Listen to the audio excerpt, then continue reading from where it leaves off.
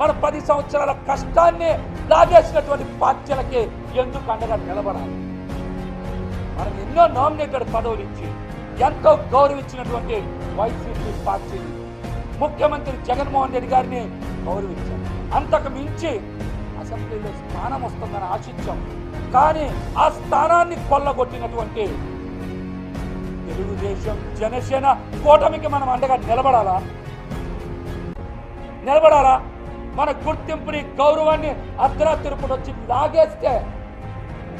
లాగేస్తే కొల్లగొడితే, కాజేస్తే, ఈ సామాజిక వర్గ ఆత్మ గౌరవాన్ని అణిచేస్తే అట్లాంటి వ్యక్తులకు అండగా